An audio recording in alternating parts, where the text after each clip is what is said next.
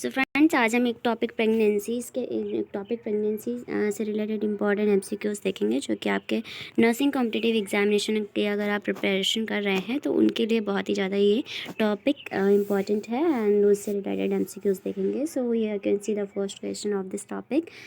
So fertilized ovum is implanted and developed outside the uterine cavity is known as. तो जो fertilized ovum होता है यानी कि fertilization होने के बाद जो fertilized ovum है वो implanted होता है और उसके बाद develop होता है outside the uterine cavity, तो उसे क्या कहते हैं?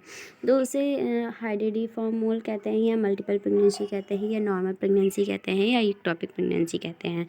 तो जो फर्टिलाइज्ड ओवम होता है वो उसका जो इम्प्लांटेशन होता है वो नॉर्मली जो है वो यूट्राइन की जो यूट्रस की जो कैविटी होती है यानी कि मेट्रियम, तो उसमें जो है वो होता है. बट आउटसाइड द, यहाँ पे लिखा है आउटसाइड द यूट्राइन कैविटी, तो यूट्राइन कैविटी में ही होता है इम्प्लांटेशन, बट यहाँ पे लिखा है आउटसाइड. तो इसलिए ऑप्शन हमारा क्या करेक्ट रहेगा, वो कंडीशन क्या मानी जाएगी, टॉपिक प्रेगनेंसी कंडीशन मानी जाएगी अगर फर्टिलाइज्ड ओवम का जो है इम्प्लांटेशन वो हुआ है आउटसाइड द यूट्राइन कैविटी, तो उसे एक टॉपिक प्रेगनेंसी कहते हैं. सो यहाँ पे आप देखेंगे एक टॉपिक प्रेगनेंसी के बारे में कुछ इंपॉर्टेंट. सो इक्टोपिक प्रेगनेंसी का मतलब होता है एक्स्ट्रा यूट्राइन इम्प्लांटेशन, यानी कि एक्स्ट्रा यूट्राइन यानी कि यूट्राइन कैविटी के बाहर इम्प्लांटेशन होना फर्टिलाइज्ड ओवम का. यूजुअली ये सामान्य तौर से जो है फॉलोपियन ट्यूब में होता है. What occasionally in this peritoneum ovary and broad ligament. Ectopic pregnancy जो होता है उसको क्या कहते हैं, इक्टोपिक प्रेगनेंसी यानी कि वैसे जो इम्प्लांटेशन होता है वो इम्प्लांटेशन होता है नॉर्मली यूट्राइन कैविटी में, but outside the uterine cavity अगर इम्प्लांटेशन हो तो उसे क्या कहते हैं, तो उसे इक्टोपिक प्रेगनेंसी कहते हैं. और वो outside of the uterine cavity कहाँ हो सकता है, पेरिटोनियम में हो सकता है, ओवरी में हो सकता है एंड ब्रॉड लिगामेंट में भी हो सकता है. तो इस टाइप की कंडीशन को इक्टोपिक प्रेगनेंसी कहते हैं. एंड ये जो है 90 to 95% जो इक्टोपिक प्रेगनेंसीज होती हैं वो अकर होती हैं फॉलोपियन ट्यूब में. 90 से 95% जो इक्टोपिक प्रेगनेंसी है वो फॉलोपियन ट्यूब में अकर होती है. एंड 78% जो है वो इम्प्लांटेशन होता है यूट्राइन एम्पुला में एंड 12% जो है स्टमस में एंड 2% to 3% जो है इंटरस्टिक्स में होता है. नेक्स्ट देखेंगे most common site of ectopic pregnancy. तो इक्टोपिक प्रेगनेंसी का मोस्ट कॉमन साइट क्या होता है, most common site ectopic pregnancy का, तो मोस्ट कॉमन साइट जो होता है ampullary region in the fallopian tube. तो most common type of ectopic pregnancy जो है वो रहता है ampullary region in the fallopian tube. ये मोस्ट कॉमन साइट रहता है इक्टोपिक प्रेगनेंसी का. सो नेक्स्ट क्वेश्चन आप देखेंगे यहाँ पे कि in the following which symptom is not related in classical trade of symptom of tubal ectopic pregnancy. तो इस क्वेश्चन में पूछा है कि in the following which symptom, इनमें से कौन सा सिम्टम जो ऐसा है जो नॉट रिलेट यानी कि जो रिलेटेड नहीं है classical trade of symptom of tubal ectopic pregnancy. Tubal ectopic pregnancy से जो रिलेट नहीं करता है तो वो कौन सा सिम्टम है.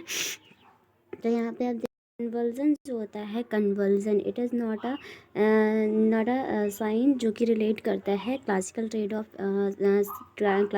Of symptom of tubal ectopic pregnancy. बाकी ट्यूबल इक्टोपिक प्रेगनेंसी अगर होता है तो उसमें एमनोरिया भी होगा जो कि क्लासिकल ट्रेड ऑफ सिम्टम है एंड एब्डोमिनल पेन भी होगा, वजाइनल ब्लीडिंग होगी. बट कन्वर्जन जो है ये एक जो है रिलेट नहीं करता है क्लासिकल ट्रेड ऑफ सिम्टम में. नेक्स्ट आप देखेंगे क्वेश्चन, यहाँ पे हम नेक्स्ट देखते हैं कि क्लासिकल ट्रेड ऑफ सिम्टम जो होते हैं ट्यूबल प्रेगनेंसी, जैसे कि एमनोरिया होता है 75% एंड एब्डोमिनल पेन 100% एंड जो lastly appearance of vaginal bleeding जो होती है वो 70% होती है. ये सब जो होते हैं क्लासिकल ट्रेड ऑफ सिम्टम होते हैं ट्यूबल इक्टोपिक प्रेगनेंसी के. नेक्स्ट आप देखेंगे alert sign for ectopic pregnancy are. तो क्या क्या अलर्ट साइन होते हैं, यहाँ पे आपने देखे हैं क्लासिकल साइन. तो क्लासिकल साइन में हम लोगों ने देखे हैं कि एमनोरिया होता है classical sign of ectopic pregnancy. Amenorrhoea होता है 75% एंड एब्डोमिनल पेन जो होता है वो 100% होता है, वजाइनल ब्लीडिंग भी होती है 70%. बट आप देखेंगे अलर्ट साइन जो इक्टोपिक प्रेगनेंसी के होते हैं अलर्ट साइन, तो वो कौन से होते हैं. तो अलर्ट साइन जो होते हैं वो एब्डोमिनल पेन होता है, vaginal bleeding and positive pregnancy test. ये अलर्ट साइन होते हैं एक्टॉपिक प्रेगनेंसी का। कौन कौन से? Abdominal pain, vaginal bleeding and positive pregnancy test. Next आप देखेंगे क्वेश्चन कि all of the following are possible outcome of ectopic pregnancy except. तो सभी जो है पॉसिबल आउटकम्स हैं एक्टॉपिक प्रेगनेंसी के को छोड़कर। तो अगर एक्टॉपिक प्रेगनेंसी है, एक्टॉपिक प्रेगनेंसी अगर होती है तो उसमें जो है आउटकम क्या क्या हमें देखने को मिल सकते हैं। अगर एक्टॉपिक प्रेगनेंसी है, एक्टॉपिक प्रेगनेंसी आप जानते हैं एक्टॉपिक प्रेगनेंसी क्या होती है? Outside of the uterine cavity जो है अगर इम्प्लांटेशन हुआ है फर्टिलाइज्ड ओवम का, that is ectopic pregnancy. So ectopic pregnancy में जो पॉसिबल आउटकम एक्टॉपिक प्रेगनेंसी है तो उसमें ट्यूबल रप्चर भी आपको ट्यूबल एबॉर्शन भी देखने को मिलेगा and rupture of tubal pregnancy भी देखने को मिलेगा, ट्यूबल मोल भी देखने को मिलेगा, बट यूट्राइन मोल आपको देखने को नहीं मिलेगा। तो it is a not a possible outcome. So except पूछा है इसलिए आपका करेक्ट ऑप्शन जाएगा B, that is uterine mole. And next आप देखेंगे unexpected symptom of rupture ectopic pregnancy. Expected symptom of rupture ectopic pregnancy. तो अगर रप्चर एक्टॉपिक प्रेगनेंसी, जो रप्चर एक्टॉपिक प्रेगनेंसी है एंड एक्सपेक्टेड सिम्टम, एक एक्सपेक्टेड सिम्टम क्या है? एक्सपेक्टेड सिम्टम, एक्सपेक्टेड जो एक्सपेक्ट कर सकते हैं वह ऐसा सिम्टम, तो रप्चर एक्टॉपिक प्रेगनेंसी का, तो उसमें आप करेक्ट ऑप्शन क्या जाएगा आपका? B, that is sudden excruciating pain in lower abdomen, sudden excruciating pain in lower abdomen. Next आप देखेंगे कि symptom of rupture ectopic pregnancy, rupture ectopic pregnancy का सिम्टम जो होता है एक्यूट एग्नाइजिंग एक्टोसिएटिंग एंड कल की पेन होता है लोअर एब्डोमेन रीजन में, नोजिया फील होता है, vomiting, syncopatic and vaginal bleeding होती है। सो नेक्स्ट आप देखेंगे rupture of tubal ectopic pregnancy is treated surgery by. तो rupture of tubal ectopic pregnancy का रप्चर होना उसको ट्रीट किया जा सकता है कैसे? साल्पिंग टमी में, यानी कि जो फॉलोपिन ट्यूब होती हैं, फॉलोपिन ट्यूब की अगर सर्जरी होती है तो उसे क्या कहते हैं? फॉलोपिन ट्यूब की अगर सर्जरी होती है तो उसे क्या कहते हैं? उसे साल्पिंग टमी कहते हैं। नेक्स्ट आप देखेंगे salpingectomy is other surgical removal of the. तो साल्पिंग टमी सर्जिकल रिमूवल किसका होता है? फॉलोपियन ट्यूब का।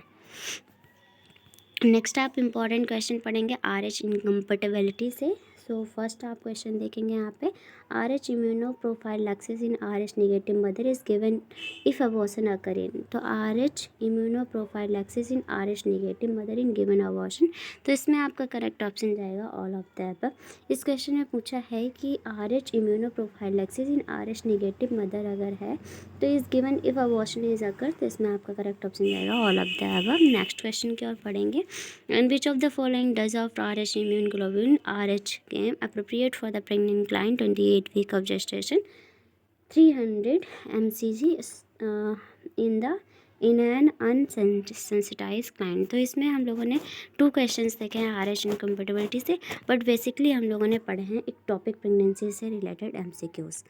सो अगर वीडियो अच्छा लगा हो then please like share and subscribe my channel and thank you so much for watching. And इसी टाइप से जो इंपॉर्टेंट टॉपिक रहते हैं आपकी नर्सिंग कॉम्पिटिटिव एग्जामिनेशन को क्लियर करने के लिए, तो जो इंपॉर्टेंट टॉपिक हैं सिर्फ उन्हीं टॉपिक को लेकर के उन्हीं टॉपिक से इंपॉर्टेंट MCQs को पढ़ा जाता है एंड जो कि आपके प्रिपरेशन को और ज़्यादा स्ट्रॉन्ग बनाते हैं। So thank you so much for watching.